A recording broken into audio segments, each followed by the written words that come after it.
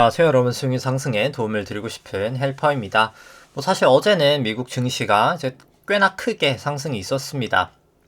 나스닥 같은 경우에는 한 2.3% 정도 상승이 있었죠. 근데 하지만 저 같은 경우에는 오늘 조금 그 상승분보다도 아마 더 크게 하락하리라 생각을 합니다. 왜 이렇게 생각하는지는 일단 기술적 분석이 가장 근본되지만, 일단 그것뿐만 아니라 이제 매크로 상으로도 왜 그런지 한번 일단 바로 이제 보도록 하고요. 일단 이제 그 부분 먼저 살펴보고, 그 다음에 이제 코스피 움직였던 거, 코스피 코스닥 움직였던 거, 이제 프로그램 관련된 이제 매매 같이 한번 보도록 하고요. 그 다음에 이제 코스피 200 선물, 코스닥 일중 수급 차트 살펴보고, 그 다음에 이제 12월 선물 만기후로부터 현선물, 이제 연초이로부터 현물, 코스피 코스닥 수급 같이 보도록 하고요. 그 다음에 차트들 일단 그때 이제 보도록 하고요. 차트들 이제 코스피부터 코스닥, S&P, 나스닥부터 미국채 10년 차트 같이 살펴보고, 그 다음에 이제 코스피 안에 있는 코스피랑 이제 S&P, 이제 코스닥 관련해서 밸류에이션 지표율, 이제 일드갭과 패드 모델 살펴보고, 이제 코스피 코스닥 신용장구 추이 같이 한번 보도록 하고요. 그 다음에 이제 잠시만요. 네, 조금 약간 오류가 걸리고 있는데, M2 통화량 대비해서 이제 S&P, 나스닥, 코스피, 코스닥 밸류에이션 살펴보고, 그 다음에 수출액 전년동기비나 ISM, 제조업, 비제조업은 설명 생략하도록 하고요. 일간 한국 수출액 대비해서 이제 코스피 시가총액 밸류에이션, 그 다음에 이제 글로벌 GDP 대비해서 코스피 S&P 밸류에이션, 그 다음에 이제 하이힐드 스프레드 한번 보도록 하고요.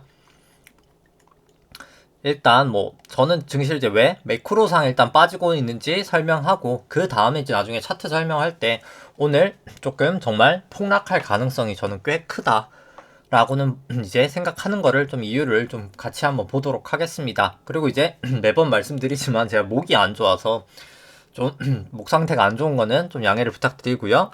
일단 그럼 이제 왜 저는 폭락도 바라보고 있나 라고 생각을 했을 때, 중요했던 건 그럼 이제 많이 올랐으니까 사실 빠진다는 거잖아요. 결국 이제 그냥 바닥에 있는 게 떨어지는 걸 폭락이라 하진 않잖아요. 이제 올라가야 내려가고, 결국 또 내려가야 올라가는 법인데, 이제 폭등이라는 건 쌓야 올라가잖아요. 이제 보통 그런 개념인데, 중요한 건 이제 그렇게 생각을 하는 거죠. 이제 먼저 내려갈 이유를 아는 것보다도 중요했던 거는, 이때까지 그럼 왜 올라갔었나, 증시는 이제 왜 올라갔었나, 이제 다 이렇게 개인 투자자분들이 증시에 관심을 가질 정도로 증시가 올라서 사실 개인 투자자분들이 이렇게 증시에 들어오게 되셨는데, 대부분이 물론 저처럼 그 전에 하던 사람도 있었지만, 그럼 이제 왜 증시는 올랐을까? 그냥 개인 투자자분들이 사셨기 때문에만 올랐을까? 이제 왜 그렇게 오를 수 있었나 먼저 조금 알아보도록 하겠습니다. 이제 가장 사실 큰 이유는 양적 완화죠. 사실 계속 그냥 가장 중요한 게 이제 양적 완화입니다. 근데 양적 완화라는 거는 이제 오늘 반복되는 얘기지만 간단하게 설명드리면, 결국 양적 완화라는 건 이제 연방준비은행, 이제 페드 중앙은행이죠. 중앙은행이 이제 국채를 매입을 하는 겁니다. 국채를 매입하다 보니까 연방준비은행 자산이 증가하게 되고, 근데 이제 부채 계정에 또 다른 게 이제 증가를 하는데, 일반적으로 지준금이라는 게 증가를 하게 되고요. 이제 국채를 매도한, 예를 들어서 저라고 생각해보죠. 헬퍼TV는 100이라는 현금이 생기고, 이제 국채를 팔았으니까 마이너스 100 국채가 감소가 됩니다. 근데 제가 은행에다 이 돈을 맡기겠죠. 당연히 현찰로 제가 제 집에다가 놔두진 않을 테니까요.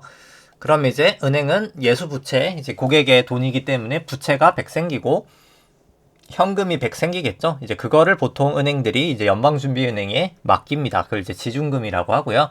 이제 이런 식으로 증가를 하게 돼서 상업은행들에게 현금이 많아지다 보니까 금융시장에 돈이 많아지는 게 이제 양적 완화라고 합니다. 근데 양적 완화가 엄청 많이 했죠.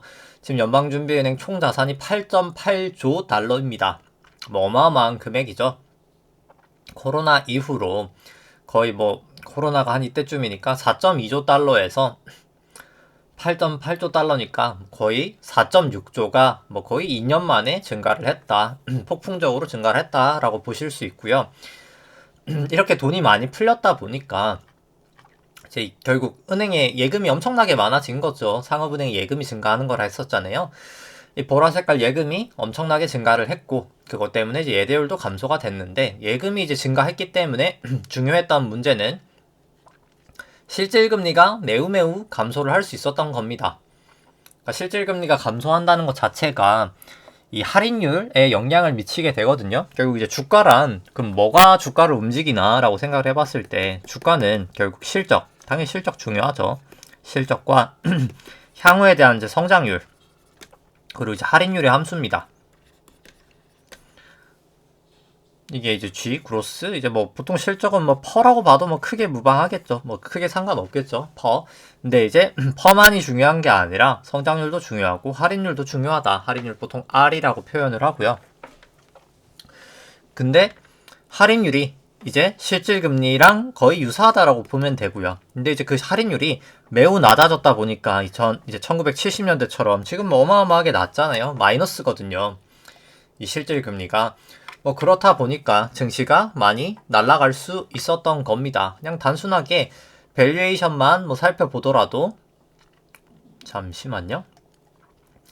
뭐 특히 뭐 미국 쪽 중심으로 본다고 하면은 밸류에이션만 본다 하더라도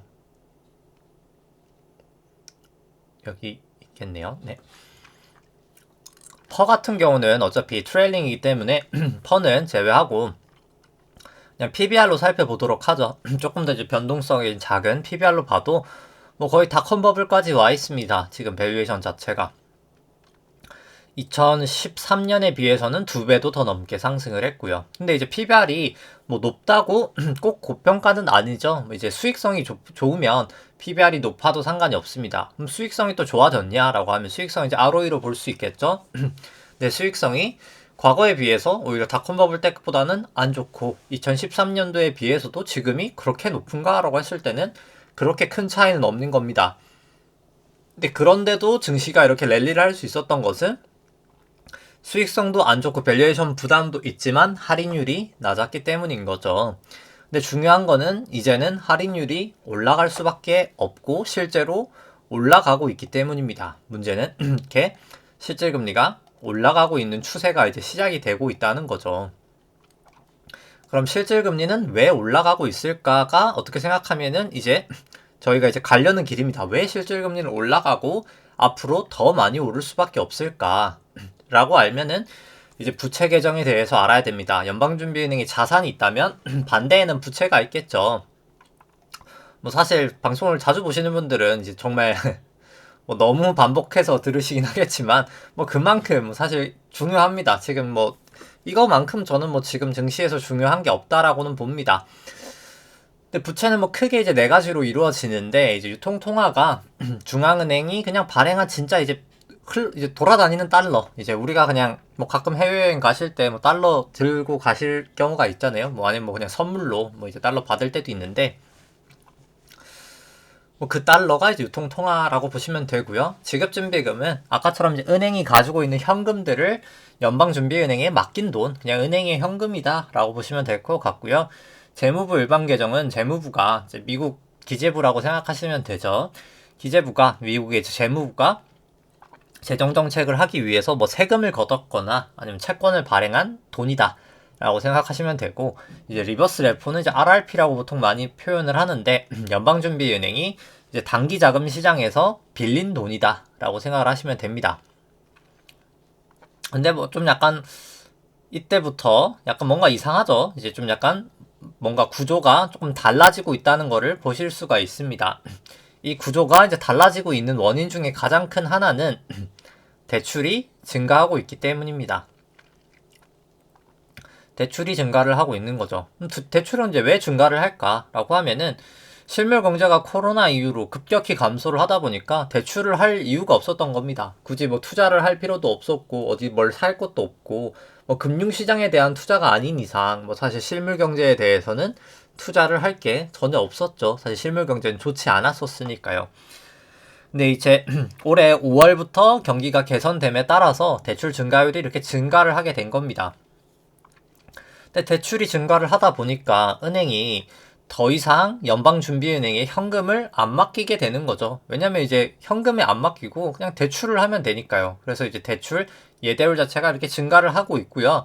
실제로 그렇기 때문에 이 양적 완화를 함에도 이 지준금이 증가되지가 않는 겁니다. 이제 은행들이 현금을 안 받는 거죠. 아, 우리 이제 현금 안 받습니다. 그냥 대출할 거예요가 되는 겁니다. 그러다 보니까 부채가 뭔가는 증가를 해야 되는데 지급준비금은 증가 속도가 완만해져 버렸으니까 뭔가는 늘려야 되는데 뭐 유통통화야 그냥 경제 성장률에 따라서 그냥 진짜 프린트된 달러는 올라가는 거니까 건들 수가 없다고 치면은 재무부 일반 계정도 재정 정책에 따라 움직이는 거고 유일하게 남은 게 이제 리버스 레포밖에 없는 거죠. 그냥 연방준비은행이 단기 금융시장에서 돈을 차입을 하면서 버텼던 겁니다. 그런데 이제 문제 이런 거죠. 그러면 뭐 계속 그렇게 하면 되겠네. 그냥 지급준비금 떨어지더라도 뭐 TGA가 더 빠지더라도 그냥 계속 그렇게 늘리면서 양적 완화를 계속 하거나 아니면 뭐 그냥 테이퍼링을 안 해도 되겠네. 이 자산 매입 축소 그 다음에 이제 테이퍼링 다음에 이제 QT가 되겠죠. QE 다음에 이제 퀀테이티브 이제 타이트닝 이제 양적 긴축도 뭐 안 해도 되지 않겠어? 그냥 이제 리버스 레포로 유지를 하면 되잖아라고 생각을 하실 수 있지만 그것도 이제 뭐 반복되는 얘기입니다만 뭐 단기금융 시장을 알면 또 그럴 수가 없는 겁니다. 뭐 오늘은 그리고 이제 좀 새로운 차트를 하나 만들긴 했고요. 아마 내일이나 모레나 아니면 뭐 다음 주 정도에 또 하나 이제 보여드릴 수 있을 것 같은데 요거는 조금 이따 보여드리도록 하겠습니다. 새로운 차트는 단기금융 시장이 또 문제가 되는 겁니다. 연방준비은행이 이제 단기금융 시장에서 돈을 빌리는 행위라고 했잖아요. 이제 페드가 돈을 빌리는 겁니다. 달러를 빌리고 대신 이제 국채를 담보로 맡기는 거죠. 그러니까 위험은 없죠, 사실. 근데 돈을 그냥 이렇게 계속 빌리면 되는 거 아니야라고 할 수 있지만 돈을 빌리니까 단기자금 시장에 돈이 없어지는 거죠. 그러다 보니까 단기 금리가 이렇게 올라가는 겁니다. 근데 이제 그 단기 금리가 뭐 올라가도 괜찮지 않아라고 생각하실 수도 있겠지만 이 IORB라는 이 기준금리거든요, 사실상. 그러니까 이거는 지급준비금 금리인데 연방준비은행이 이제 은행들이 맡긴 돈에 이제 대해서 주는 불이하는 금리입니다만 뭐 사실상 이게 기준금리거든요. 근데 이게 단기금리가 여기까지 튀면 뭐 꼭 올려야 되는 건 아니지만 금리를 올려야 되는 이제 압력이 엄청나게 가해지는 겁니다. 뭐 사실상 올린다고 보시면 돼요. 그래서 이게 닿이는 순간, 그러니까 닿이는 순간까지 가기 저도 전에 사실 금리는 인상이 될 겁니다. 그러다 보니까 이런 상황 때문에 이제 테이퍼링이 이제 2배가 되는 게 발표가 됐었고 내년도 금리 인상 3번 정도가 한다는 게 점도표가 나왔었고 이제 제가 금요일 날이었나요? 월요일이었나요? 월요일이었던 것 같은데 윌러 이제 연준 이사가 이제 내년 3월부터 금리를 올려서 내년에 금리를 4번이나 올려야 되고 연방준비은행 총 자산을 글로벌 그러니까 미국 GDP 20%까지 감소를 시켜야 된다라는 얘기를 했습니다. 근데 실제로 FOMC 이제 12월 회의에서 사람들이 다 예상됐다라고 하지만 사실 예상되지 않은 부분이 있었습니다. 뭐 저는 사실 FOMC 전에 대차 대조표 축소에 대한 논의가 있을 수 있다. 정말 매파적이라면 이라고 말씀을 드렸었는데 뭐 저도 이제 사실 반신반의했었는데 진짜 있었던 겁니다. 파월 의장이 기자회견 때 대체 대조표에 대한 논의가 있었다. 결정은 되지 않았지만 논의는 했다라는 발언이 있었고요. 실제로 이제 또 지난주 금요일날 근데 이제 윌러가 또 말을 한 거죠. GDP 20%까지 감소를 해야 돼 라는 거를 매우 구체적으로 얘기를 한 겁니다. 이제 연준에서 당연히 회의 때 나왔던 내용이겠죠. 그럼 지금은 이제 연준 총자산이 GDP 대비 몇 %인가 라고 살펴보면 지금은 거의 40% 정도입니다. 이거를 20%까지 감소를 해야 되는 거죠. 근데 2015년부터 2019년까지 또 테이퍼링을 했을 때는 20%를 조금 하회하는 17.6까지 감소를 시켰었습니다. 근데 지금은 40% 훨씬 더 높기 때문에 감소해야 될 양이 4.3조 달러라는 천문학적인 금액이 감소를 해야 된다는 거죠. 그럼 이제 또 이게 중요하겠죠. 그러면 사실 뭐 감소하니까 그래서 뭔가라고 생각하실 수 있을 거예요. 그러니까 마치 그런 거죠. 감소를 하면 그럼 도대체 금융시장에는 어떤 영향을 미치고 우리가 살아가는 이 실물 경제에는 또 어떤 영향을 미치냐가 중요하겠죠. 뭐 감소를 한다는 것 자체가 중요하진 않잖아요. 이제 감소를 해서 어떤 영향이 있는 게 중요한 거니까요. 이제 근데 그럼 감소를 하면 어떻게 되냐? 이 부채가 결국 감소가 된다라고 하는데 감소가 될 텐데 거의 한 4.3조 달러라는 천문학적인 돈이 감소가 되는데 감소가 되는 건 뭔지 한번 생각을 해보면 보통 QE에 대해서 유동성이 증가된다라고 하는데 뭐 반만 맞고 좀 정확하진 않은 말입니다. 금융시장에 대한 유동성이 증가를 하는 겁니다. 금융시장에 대한 유동성이 증가하게 되고 실물시장, 이제 우리가 그냥 살아가는 실물시장에 대한 실물시장입니다. 유동성은 변함이 없습니다. 특별하게. 근데 이제 QT, 결국 이 부채가 줄어들고 자산이 줄어드는 양적 긴축에 대해서는 금융시장은 긴축인 거죠. 금융시장에 있는 돈이 사라지게 되는 거니까, 빠져나가는 거니까요. 근데 이 돈이 실물시장으로 가기 때문에 실물시장에는 돈이 흘러와서 실물시장에 이제 인플레이션이 발생을 하게 됩니다. 정확하게는 이제 QE는 금융시장에 대한 인플레이션이 발생을 하는 거고요. 인플레이션. 이제 주식이 많이 올랐죠. 채권도 많이 올랐었고 QE 할 때. 그게 이제 그냥 금융자산에 대한 인플레이션이 발생했다라고 보시면 되고 QT는 이제 금융자산이 하락한다. 디플레이션이 오고 그 다음 실물시장이 인플레이션이 온다. 이렇게 생각을 하시면 됩니다. 그렇기 때문에 근데 문제는 0.8조 달러가 이제 테이퍼링을 하고 자산 감축 QT를 했던 게 있었는데 이제 딱 한 번 있었던 거죠. 이게 QE라는 게 2009년 이후로 시행했던 거니까 딱 케이스가 한 번 QT가 있는데 이때 약 한 0.7에서 0.8조 달러? 한 뭐 0.8이라고 하죠. 0.8조 달러가 감소를 했었는데 미국채 30년 금리가 3.3%까지도 상승을 합니다. 근데 중요한 건 이번에는 4.3조 달러를 감소해야 된다는 거죠. 그럼 물가나 금리는 어디까지 갈까에 대해서 뭐 소위 이제 사람들이 이제 막 미국 금리 그냥 뭐 저번에 2.5%까지 갔었잖아. 그러니까 뭐 이번에 뭐 경기도 안 좋고 한데 2%까지밖에 못 올릴 거야 라고 얘기를 하시는 분들이 뭐 제 주변에도 상당히 많고 이제 소위 전문가라고 하시는 분들도 그런 게 많습니다. 근데 한번 생각해 볼 거는 생각해 보시죠. 이게 연방준비은행 그러니까 금리를 올리는 게 경기 때문에 금리를 올릴까요? 인 거거든요. 물론 경기가 좋으면 금리를 올릴 수 있는 환경 자체가 좋아지는 건 사실입니다. 근데 이제 그건 이제 꼭 그렇지 이제 그러니까 꼭 그런 건 아니거든요. 그러니까 금리를 올리는 이유는 그러니까 그럼 이제 또 그걸 알아야 되겠죠. 금리는 그럼 도대체 언제 올리는 것인가? 그리고 이제 언제 내리는 것인가에 대한 게 중요하겠죠.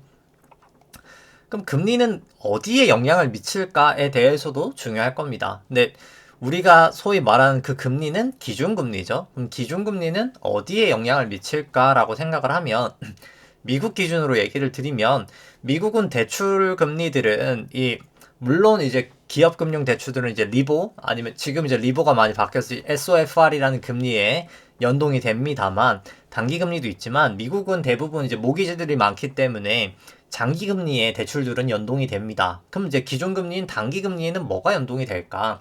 그거를 이제 움직이는 게 이제 그게 원인인 거잖아요.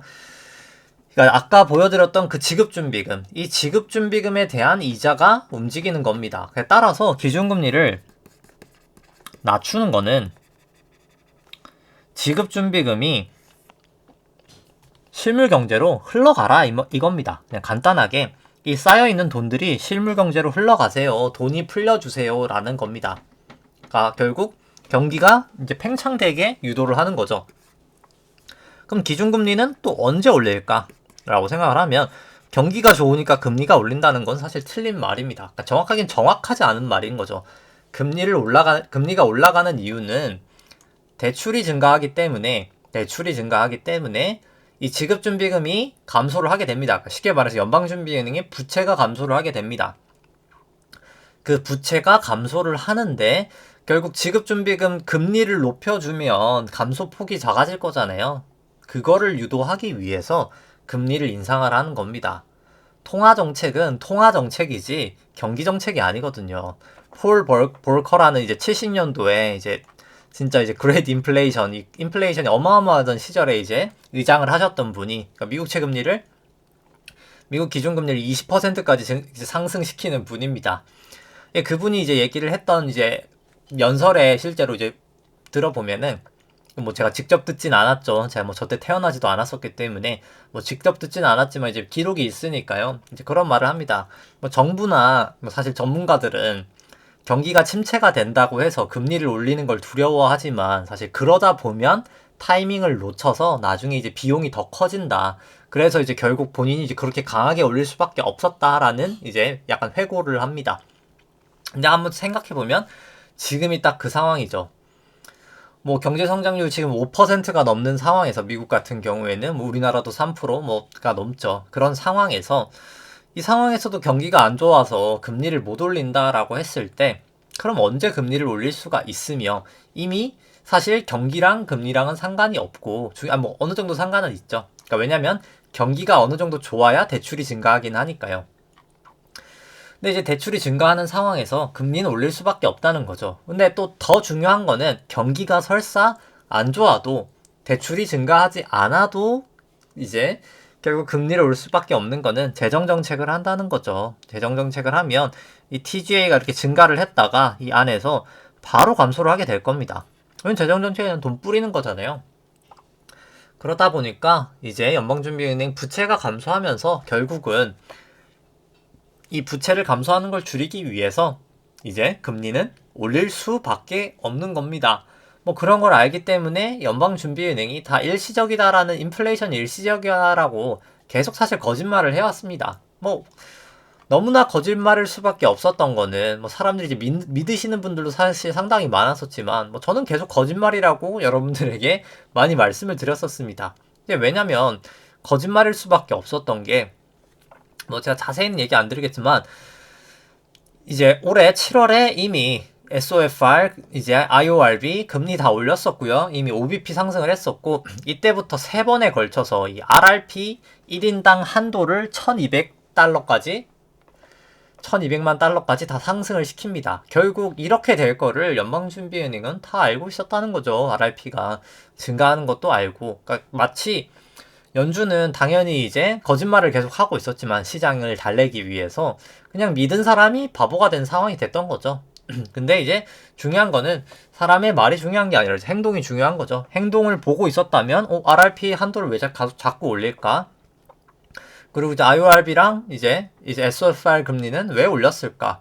그리고 이제 7월부터 또 스탠딩 레포를 하게 되는데 이제 스탠딩 레포라는 거는 또 왜 했을까? 뭐 여러 가지 이런 걸 다 생각을 해봤을 때는 연준이 인플레이션이 일시적이라는 거는 그냥 말뿐이었다는 거를 당연히 사실 파악을 할 수가 있었습니다. 뭐 그렇기 때문에 결국 미국 증시는 고밸류에이션인 상황에서 이제 할인율까지 올라가는 상황이기 때문에 뭐 저는 꽤나 강력하게 무너질 수 있다라고 생각을 하고요. 이제 그럼 오늘 진도를 또 다시 한번 나가도록 하겠습니다. 이제 차트, 오늘 급락할 수 있는 가능성은 조금 차트를 보면서 그때 설명드리도록 하고요. 일단 뭐 오늘 코스피 같은 경우 이제 미국이 급등을 하면서 마감이 됐음에도 불구하고 코스피 0.3% 상승했었습니다. 뭐 전날 마이크론이 뭐 많이 올랐기 때문에 뭐 삼성전자나 하이닉스 반등을 좀 하면서 코스피 200은 조금 더 반등하면서 0.5% 정도 상승이 있었고요. 뭐 코스닥은 한 0.4% 정도 상승이 있었습니다. 이 검은 색깔 선이 이제 코스피 200 차트고요. 빨간 색깔이 이제 프로그램 순 매수 구간인데 오늘은 프로그램 순 매수가 있었고요. 프로그램 순 매수의 주체는 이제 외국인이 한 1,480억 정도 매수, 기관이 한 240억 정도 매도가 있었습니다. 수급 같은 경우에는 외국인이 코스피는 4,200억 정도. 근데 이제 장 끝나고 거는 제외하면 외국인이 한 3,100억 정도 매수가 있었고요. 기관 1,700억 정도 매수, 개인이 한 5천억 정도 매도가 있었습니다. 코스피 200 선물 같은 경우에는 이제 외국인이 한 100억 정도 매도가 있었고요. 개인이 한 670억 정도 매도가 있었고, 670억이 아니라 1,700억 정도 매도가 있었고, 기관이 한 2,200억 정도 매수가 있었고요. 코스닥 같은 경우에는 기관이 한 1,800억 정도 매수, 외국인 뭐 260억 정도 매수, 개인이 한 1,700억 정도 매도가 있었습니다. 누적 수급 같은 경우에는 이제 12월 선물 만기 후로부터 이제 개인은 조금 매도 중이고요. 1조 가량 매도 중이고, 뭐 선물은 소폭 개인이 매수, 그 다음에 이제 기관이 소폭 매도 중입니다. 뭐 다만 근데 누적적인 수급 자체가 개인만 사실 이렇게 엄청나게 매수를 하고 있죠. 작년부터 해서. 그렇기 때문에 뭐 사실 저는 수급 상황은 상당히 좋지 않다라고 생각을 합니다. 그리고 이제 개인 수급의 사실 패턴 자체가 떨어질 때 더 많이 들어오잖아요. 그래서 향후 떨어질 때 개인 수급은 다시 돌아올 수 있다라고 봐서 상당히 계속해서 더 좋지 않아 보인다. 왜냐면 개인분들 생각에 그런 게 있는 거죠. 뭐 사실 한번 차트를 살펴보면 그냥 뭐 간단하게만 그냥 주봉으로 보죠. 주봉으로. 코로나 이렇게 떨어지고 나서 올라갈 때마다 내려갈 때 사면 올라가고 내려갈 때 사면 올라가고 내려갈 때 사면 올라가고 패턴이 났으니까 지금 가지고 계신 생각도 대부분 이번에 빠졌으니까 뭐 또 빠지면 결국 올라갈 거야에 다 대부분 생각이 있다고 생각을 합니다.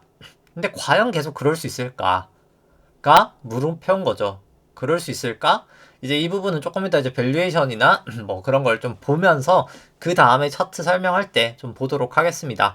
근데 결론적으로 뭐 저는 좀 어렵다라가 이제 사실 결론이긴 하고요. 그래서 수급은 상당히 좋아 보이지 않는다. 이고 뭐 코스닥은 설명은 생략하고 차트만 보여드리도록 하고요. 그 다음에 차트 이제 조금 이따 보고 밸류에이션부터 살펴보면 일단 일드갭이랑 이제 페드 모델로 좀 코스피부터 살펴보면 일단 뭐 이제 일드갭부터 좀 보도록 하겠습니다. 이제 파란 색깔이 코스피 차트고요. 일드갭은 이제 주식 안에 있는 기대 수익률을 국고채 10년 금리로 이제 차감을 한 거고요. 높을수록 저평가, 낮을수록 고평가입니다. 근데 뭐 지금도 계속 뭐 낮은 구간이긴 하죠. 뭐 최근 조금 반등하긴 했지만 절대적으로는 여전히 낮은 구간이라 뭐 조심하시는 게 필요할 거라고 생각을 하고요. 이 페드 모델이라고 하는데 이거는 국고채 금리로 차감한 게 아니라 이제 나눈 수치입니다. 그래서 이제 이건 조금 더 이제 금리에 민감하지만 이것도 여전히 낮은 수준이어서 조심하실 필요가 있다라고 계속해서 사실 생각이 되고요. 그 다음에 이제 긴 시계열로 봤을 때 일드갭은 뭐 조금 밸류에이션 부담이 살짝이나마 덜해 보이긴 합니다만 이제 페드 모델로 봤을 때 조금 더 밸류에이션 부담 있어 보이고요. 그리고 저는 뭐 사실 중기적으로는 금리가 더 튈이라고는 봅니다. 그리고 이제 코스닥 같은 경우도 2018년 정도 밸류에이션 돼 있기 때문에 뭐 일드갭이나 페드 모델이나 둘 다 밸류에이션 부담 있어 보이고요.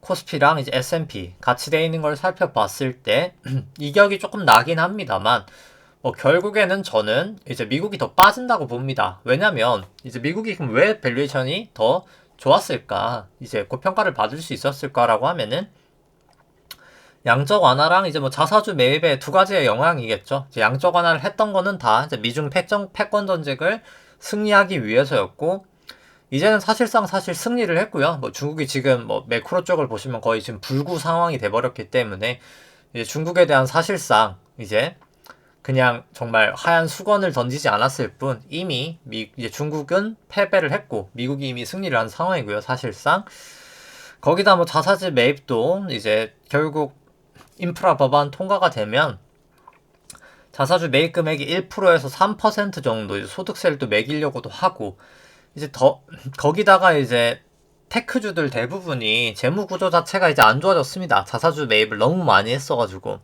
그러니까 빚을 내서 자사주 매입을 했던 거죠. 이제 실질 금리가 낮았다 보니까요. 근데 뭐 사실 매우 잘했던 행동이었습니다. 경영적인 측면에서는. 당연히 실질 금리가 낮으면 자사주 매입을 했어야 되죠. 그래서 근데 중요했던 거는 이제 호황 때 이미 다 해버렸기 때문에 더 이상은 이제 하기가 쉽지가 않다는 거죠. 그러다 보니까 이제 사실 내부자들이 지금 엄청 던지고 있잖아요. 이제 미국 쪽 경영자들이 주식 엄청 던지고 있거든요. 던지는 게 이제 그들은 아는 거죠. 자사주 매입 때문에 올랐는데 더 이상 이제 자사주 매입을 못하니까 당연히 던져야 되는 상황이 온 거죠. 이제. 그래서 뭐 양적 완화도 못하고 이제는 양적 완화에서 양적 긴축으로 돌아서고 자사주 매입도 과거만큼 못하는 상황에서 미국이 밸류에이션을 굳이 고평가를 받아야 될 필요가 있을까에 대해서는 저는 물음표기 때문에 밸류에이션상 이제 좀 부담이 매우 심해 보인다라고 생각을 하고요. 페드 모델로 봤을 때는 뭐 두 나라 다 뭐 좀 금리 때문에 반등하고 있긴 합니다만 여전히 레벨 자체가 부담이 된다라고 생각을 합니다. 그 다음에 이제 신용장고 추이 같이 한번 보시면은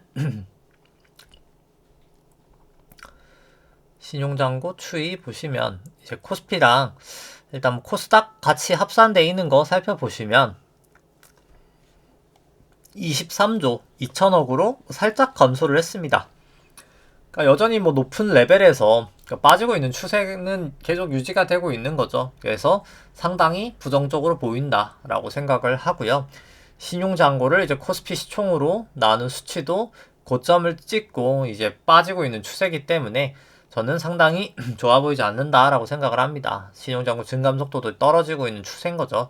떨어지는 추세가 돈이 더 이상 풀리기 어렵다는 거기 때문에 상당히 좋아 보이지 않고요. 그 다음에 뭐 코스닥은 설명 생략하고 차트만 보여드리도록 하겠습니다. 그 다음에 S&P를 통화량 지표인 M2로 나눈 거는 높을수록 고평가, 낮을수록 저평가인데 뭐 닷컴버블 이후로 최고치 수준이기 때문에 여전히 밸류에이션 부담 S&P나 나스닥 둘 다 있어 보이고요. 코스피 같은 경우도 2018년 정도 밸류에이션 고점 치고 빠지고 있는 추세라 코스피나 코스닥 둘 다 좋아 보이지는 않습니다. 그 다음에 일간 한국 수출액 대비해서 이제 코스피 시가총액 살펴보면 과거 고점들 다 넘은 상태에서 빠지고 있는 추세이기 때문에 여기는 추세조차도 좋아 보이지 않고요. 글로벌 GDP 대비해서 이제 코스피 시총과 S&P 같은 경우에는 과거 고점들 다 넘어 있죠. 그렇기 때문에 추세가 꺾인 건 아닙니다만 밸류에이션 자체가 부담이 있어 보인다라고 생각을 합니다. 미국 쪽 이제 하이힐드 스프레드 같은 경우에는 200일 이동평균선, 120일 이동평균선, 50일 이동평균선 다 상회하고 있는 상황이기 때문에 단기, 중기, 장기 다 위험, 회피 성향으로 이제는 돌아섰다라고 보는 게 맞을 것 같고요. 리스크 성향 자체가 이제 사실 안 좋아지고 있는 거죠. 사람들이 이제 보수적으로 보고 있다 라고 보시면 될 것 같고 이제 차트를 좀 살펴보도록 하겠습니다. 코스피부터 보도록 하면 이제 코스피 그냥 구주봉으로 보죠. 코스피도 코스피 200으로 코스피는 살펴보면 1998년 외환위기 저점부터 해서 닷컴버블 때까지가 1파, 닷컴버블 하락이 이제 2파, 엘리어트 파동상 그 다음 이제 금융위기 전까지 상승이 3파, 금융위기부터 지루했던 조정 장세가 4파, 17년, 18년 상승 5파로 이제 1, 2, 3, 4, 5가 큰 1파로 끝이 났다라고는 보여지고요. 그 다음 미중무역 분쟁 코로나까지 떨어지면서 큰 2파도 완성이 되었다라고 봅니다. 최근의 상승 파동은 이제 3-1파, 지금 하락은 3-2파라고 보고요. 그 다음에 이제 여기 이제 저점하고 저점을 그어서 고점에다가 올려놓으면 채널링을 할 수 있는데 고점하고 고점 딱 닿았었기 때문에 채널은 유효했다라고 생각을 하고요.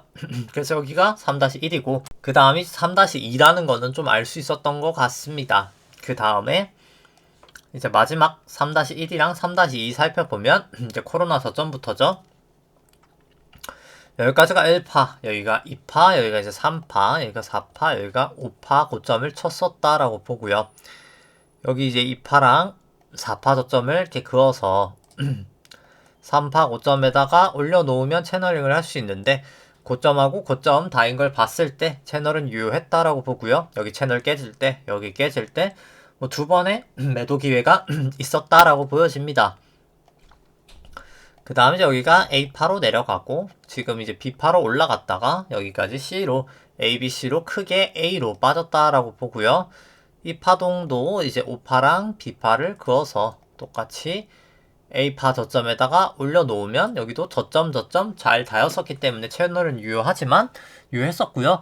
여기 채널을 깨질 때 C가 이제 거의 가는구나 알 수 있었고 다시 올라갈 때 C가 확실히 끝났구나 뭐 두 번의 기회가 있었습니다. 알 수 있는. 그 다음에 이제 4파랑 또 A파랑 이렇게 그어보면은 지금 아직까지 이 채널을 하회하고 있잖아요. 그래서 아마도 여기까지가 ABC로 A였고 이게 ABC로 작은 B 그 다음에 B ABC로 그 다음에 이제 아마 C였지 않았을까. 그래서 이게 큰 B다라고는 저는 봅니다. 그래서 이제 아마도 좀 큰 C가 결국은 좀 곧 나오지 않을까 생각을 하고요.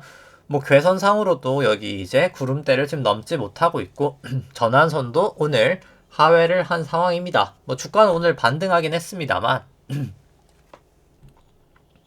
사실 전환선은 여전히 하회하고 있죠. 그리고 이제 언제든 26일 후행 스팬도 역전될 수 있기 때문에 뭐 사실 추세도 좋지 않고 특히나 이제 52 이동평균선에서 좀 지지를 보였기 때문에 여기까지 이제 깨져 버리면 정말 좀 부정적으로 저는 봐야 되지 않을까라고 생각을 합니다. MACD도 좋아 보이진 않죠. 그리고 뭐 가장 중요했던 건 이게 진짜 상승 파동이었다면 이렇게 상승을 할 때 거래량이 증가를 했어야 되거든요. 근데 거래량은 오히려 감소를 했다라는 걸 보실 수가 있습니다. 그렇게 크게 증가를 하진 걸 못 보신 거를 보실 수가 있고요. 그래서 뭐 코스피는 결과론적으로는 결국에는 좀 빠질 것 같다. 좋아 보이지 않는 추세다라고 생각이 되고 뭐 코스닥도 여기 이제 5파고점 치고 여기가 A, B, C로 A, 여기 B, 결국 C가 1, 2, 3, 4, 5로 이렇게 더 크게 저는 좀 빠지리라 생각을 하고요. 미국 쪽 같은 경우도 뭐 긴 시계열로 본다라고 하면은 이제 2009년도 이제 금융위기 저점부터 해서 여기까지가 1파, 여기가 2파, 여기가 3파, 여기가 4파, 여기가 5파로 1, 2, 3, 4, 5 완성되고 ABC로 저는 크게 빠지리라고 보고요. 마지막 5파에 대해서 이제 여기까지가 1파, 여기가 2파, 여기가 3파, 여기가 4파 치고 나서 마지막 5파에 대해서 여기가 5파에 5파죠. 여기가 1파, 여기가 2파, 여기가 3파, 여기가 4파, 여기가 마지막 5파였었다라고 봅니다. 여기도 이제 채널링을 해보면 이거 로그 스케일을 풀어야 사실 여긴 정확하게 되는데 로그 스케일 풀고 뭐 채널링을 하면 뭐 거의 맞게 되긴 했네요. 뭐 근데 채널링을 한다 쳤을 때 여기 원래 딱 고점이 딱 잘 닿았었거든요. 그래서 여기가 이제 고점 있지 않았을까라고 해서 저는 나스닥 선물 이제 매도하고 풋옵션을 이때 매수를 했었는데 여기서 고점이 한번 갱신이 됩니다. 그래서 그냥 여기가 이제 고점이었구나 1, 2, 3, 4, 5로 고점이었구나를 바꿀 수 있었는데 고점까지 더 상승은 했지만 보조지표 맨날 말씀드리지만 다이버전스가 났던 거죠. 주가는 오히려 하락을 했다. 그러니까 보조지표는 하락을 했다. 그래서 어제도 이제 반등이 있었지만 이 추세 안에를 들어오잖아요. 지금 이 RSI 추세를. 그래서 저는 사실 오늘 미국장은 좀 크게 빠지리라 생각을 합니다. 한 이 정도까지 빠지리라 보조지표. 이제 왜 그렇게 생각하는지 일단 설명을 드리면 일단 뭐 괴선부터 살펴보죠. 일단 26일 후행 스팬 중요한 건 이제 역전이 되어 있죠. 그리고 이제 전환선 기준선이 뭐 상하고 있지만 딱 이제 요 근처까지 와 있고 이건 이제 사실 뭐 나스닥을 보면 조금 더 명확할 텐데요. 그냥 나스닥을 한번 보도록 하겠습니다.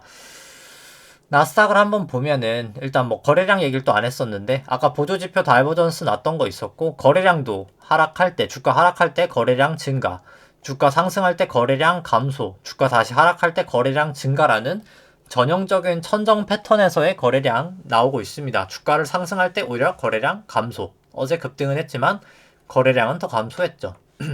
결국 약간 뻥튀기 거래량인 거죠. 어떻게 보면 거래 없는 상승은 생각보다 상승 이제 확률이 낮고 하락하는데 거래량이 터지면 하락 가능성이 엄청 높거든요. 이제 그 부분이 있고 미국에서는 사실 50일 이동평균선이랑 200일 이동평균선을 상당히 중요하게 봅니다. 근데 여기서 1차적으로 50 이동평균선 한번 돌파를 했는데 1차에서는 항상 못 깨거든요. 반등했고요. 그래서 제가 이때 매수했던 이제 풋옵션이랑 선물 매도는 이때 이날 이제 12월 3일 날 다 거의 대부분 매도를 합니다. 그랬다가 이제 이렇게 분할해서 매수를 했었는데 오늘도 지금 다시 이제 매수를 했고요. 여기서 또 2차 시도가 있었죠. 2차 시도도 실패를 하게 됩니다. 근데 지금 이제 3차인 거죠. 3차까지 왔죠. 근데 딱 50 이동평균선하고 전환선 부근까지 딱 반등이 돼 있잖아요. 근데 저는 여기서 아마 이제 머리를 박고 이렇게 크게 빠지리라. 뭐 최대 한 요 정도까지 저는 빠지리라 봅니다. 지금 1차적으로. 그래서 이렇게 빠졌다가 다시 반등했다가 이렇게 빠지지 않을까라고 하는 게 저의 일단 지금 기본적인 생각입니다. 한 여기 이렇게 했다가 이렇게 빠진다. 그래서 한 200일 이동평균선까지 빠진다. 이제 이 부분을 조금 이제 분봉으로 살펴보면 결국 지금 분봉상으로는 그럼 어떻게 내려가고 있나?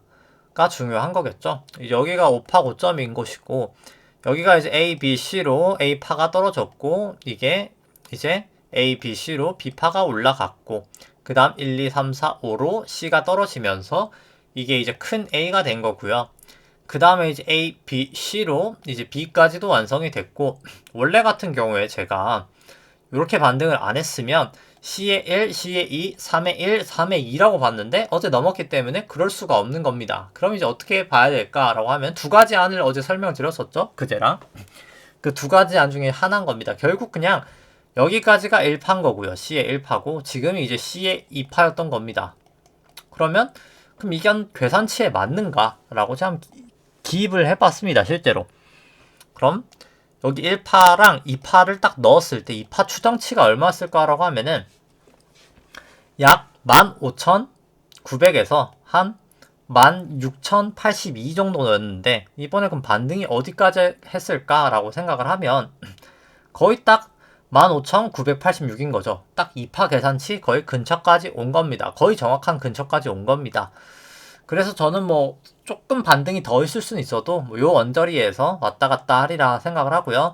아마도 3파는 A파에 이제 1파에 1.61파에 매인 14,900원 정도 갈 확률이 가장 높다라고는 봅니다. 뭐 S&P도 마찬가지죠. 크게 2파 되돌림의 오차가 크지 않습니다. 0%대 오차죠. 이제 크지 않다라고 보고요. 그래서 이제 1파, 2파 나왔으니까 3파가 매우 강력하게 머지않아 저는 오늘 좀 떨어질 가능성이 매우 좀 높다라고는 생각을 합니다. 121 동상 여기 구름대를 또 못 넘었죠.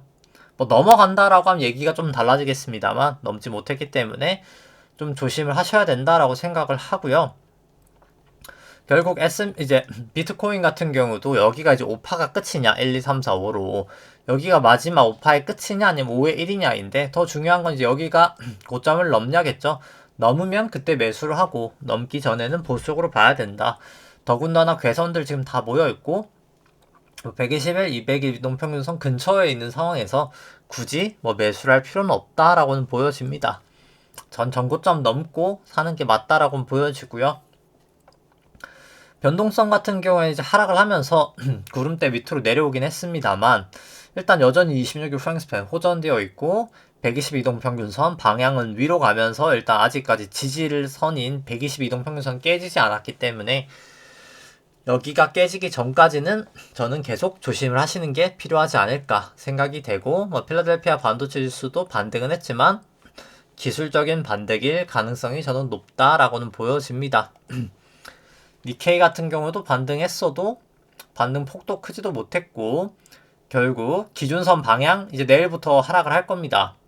왜냐면 기준선 고점이 여기잖아요. 고점하고 저점 26일 동안에 고점하고 고점 저점 더한 다음에 2로 나눈 게 기준선인데 기준선 이렇게 떨어지면서 같이 떨어질 확률이 매우 높다라고는 보여지고 유로스톡스도 여기 5파 고점 치고 A, B, C로 결국에는 하락하리라 생각을 하고 여기 구름대를 좀 넘기 쉽지 않지 않을까 이번에 그렇게 생각을 합니다.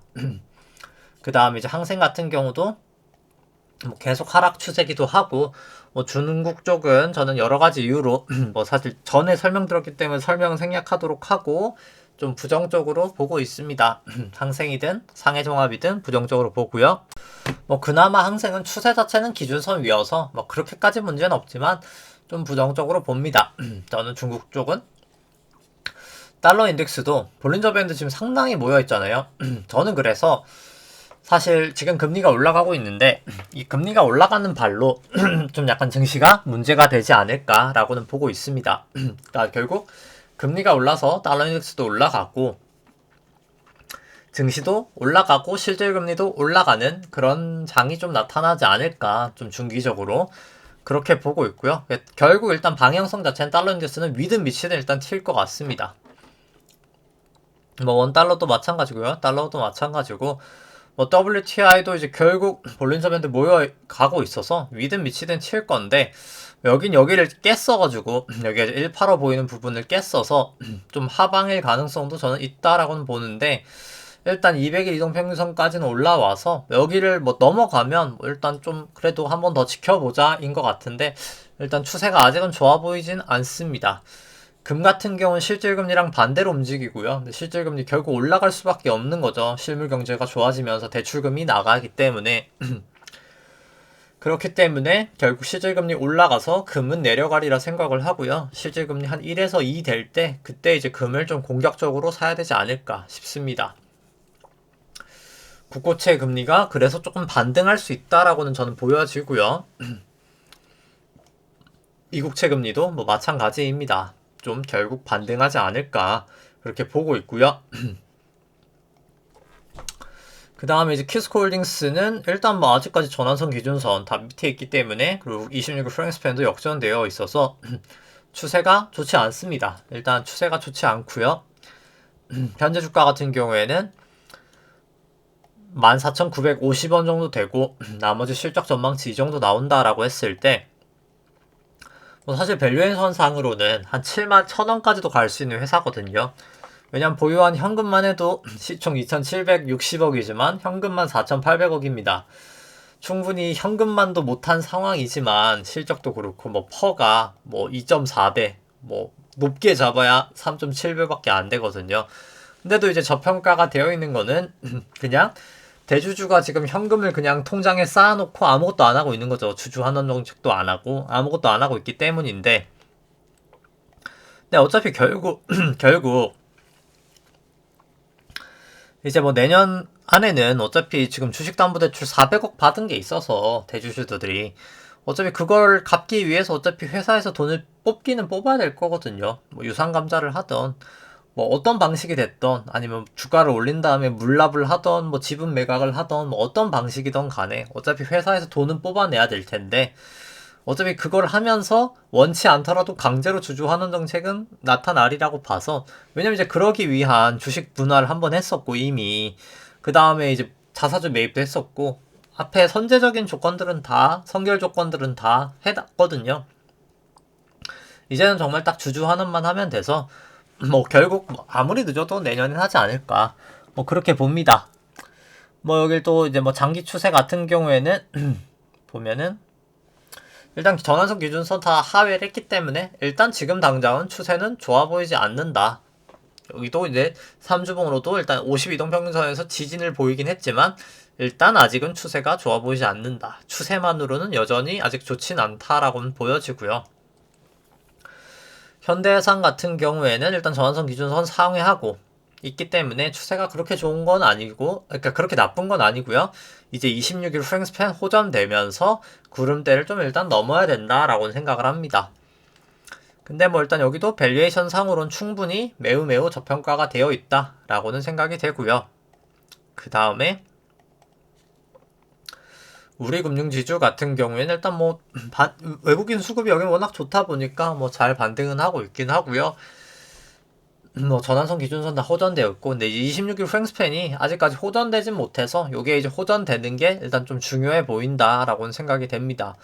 여기 같은 경우도 뭐 기대 수익률은 여전히 높은 수준이기 때문에 상당히 저평가되어 있다. 기대 수익률 17.4%면 뭐 상당히 저평가되어 있다라고 생각이 되고요. 그 다음에 오늘 목요일날 보는 종목 그래서 하이닉스, 네이버, KT, 효성화학, 이제 메타 플랫폼즈 뭐 하이닉스 같은 경우 인텔, 뭐 낸드 부분 이제 완전히 인수가 되는 상황이죠.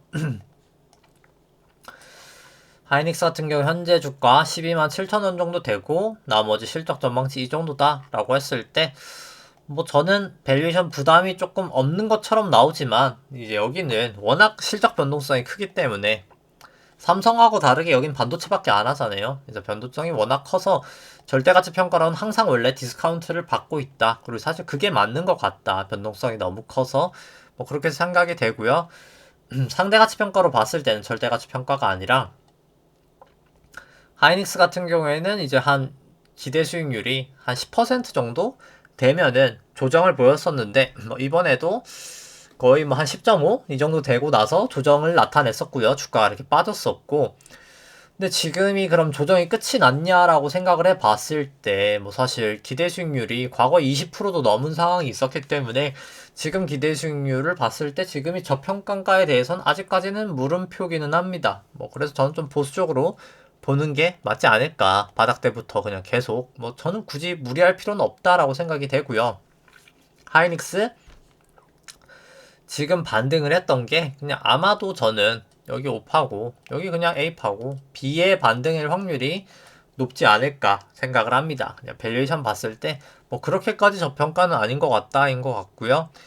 네이버 같은 경우에 현재 주가 37만 8천 원 정도 되고 나머지 실적 전망치 이 정도다라고 했을 때 여기는 그냥 밸류에이션 부담이 있어 보입니다. 좀 주가가 너무 선반영되어 있지 않나 생각이 되고요. 기대 수익률 자체도 낮은 편이죠. 낮은 편이기 때문에 일회성 이익 때문에 좀 올라간 부분은 있지만 낮은 편이어서 그걸 제외하면 여전히 밸류에이션 부담이 있어 보인다라고 생각을 하고요.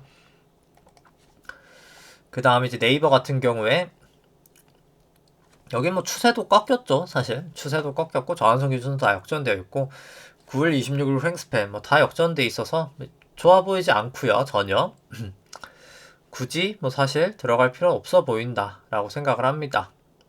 뭐 보시면 저점까지 깨면 더 안 좋아 보일 것 같은데 일단 깨지진 않았는데 뭐 깨진다면 정말 미련 없이 여기 37만원 깨지면 더 미련 없이 매도를 해야 될 것 같고요. 그 다음에 이제 KT 같은 경우 현재 주가 32,000원 정도 되고 뭐 나머지 실적 전망치 이 정도 나온다라고 했을 때 뭐 저는 꽤나 상승 여력은 크다라고 봅니다. 한 220% 정도 상승 여력이 있다라고 보고요. KT 같은 경우에는 이제 원래는 기대 수익률도 내리고 주가도 내렸지만 이제 ROE가 내려서 그렇었고요. 근데 지금 이제 또 ROE가 상승 사이클이기 때문에 주가도 오르고 기대 수익률도 올라갈 수 있는 상황이 좀 펼쳐질 수 있지 않을까라고 생각을 합니다. 그 다음에 이제 KT 살펴보면은 뭐 KT 같은 경우도 이게 반등하는 게 O 다음에 A 다음에 B 다음에 C일지 아니면 이게 A, B, C가 끝이 났을지는 모르겠으나 어차피 중기적으로는 충분히 일단 저평가는 되어 있다라고는 일단 생각은 하는 회사긴 하고요. 근데 보통 이런 경우에는 그냥 뭐 전환선이든 기준선이든 구름대든 기준 정해놓고 뚫리면 샀다가 그냥 밑으로 뚫리면 바로 팔아야 되지 않을까. 뚫으면 샀다가 뚫리면 파는 뭐 그런 전략을 하시면 될 것 같고요. 뭐 효성화학 같은 경우에 현재 주가 한 31만원 정도 되고 나머지 실적 전망치 이 정도 나온다라고 감안을 했을 때 뭐 저는 충분히 여기도 저평가돼 있다라고 봅니다. 한 92만원까지도 갈 수 있다라고 보여지고요. 상대가치 평가로는 좀 비싼 것처럼 보이지만 여전히 수치 자체는 여전히 싸다. 그냥 과거에 너무 쌌었다라고 보시면 될 것 같습니다. 그 다음에 효성화 같은 경우에는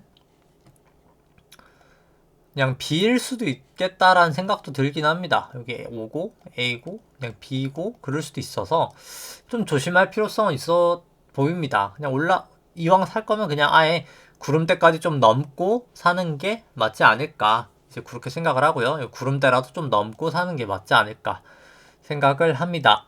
그 다음에 메타 플랫폼즈 이제 구 페이스북이죠. 메타 플랫폼즈 같은 경우에는 일단 뭐 여기 200일 이동평균선에서 좀 저항을 받고 있고 결국 구름대에서도 저항을 받고 있기 때문에 뭐 저는 여기 구름대를 벗어나기 전까지는 보수적으로 보는 게 필요하지 않나 라고 생각을 합니다. 그래서 조심하시는 걸 저는 계속해서 여기도 추천을 드리고요. 국내 주식도 뭐 저는 사실 미국도 마찬가지지만 일단 주식은 웬만해선 지금 그렇게 좋아 보이진 않는다 라고 생각을 합니다. 뭐 지금 웬만한 주식 다 같이 빠질 수 있는 장이고요. 뭐 제가 이제 국내 주식을 들고 있는 거는 뭐 전 나스닥 숏 포지션을 상당히 들고 있기 때문에 이제 그 부분을 해지하기 위해서 어느 정도 국내 주식을 들고 있을 뿐이지 뭐 사실 주식은 이 실질금리가 10년물 기준으로 약 1에서 2% 지금은 마이너스 1%죠 이제 그게 플러스 1에서 2% 정도 될 때까지는 뭐 그렇게 좋아 보이진 않는다 라고 생각을 합니다. 좀 보수적으로 보시고 좀 조심하실 단계다 라고는 생각을 하고요. 특히 이제 오늘 저는 조금 위험할 수 있겠다라는 생각을 한번 좀 하면서 이제 오늘 방송 여기까지 하도록 하겠습니다. 네, 좋아요와 구독 누르시면 감사하겠습니다. 이상입니다.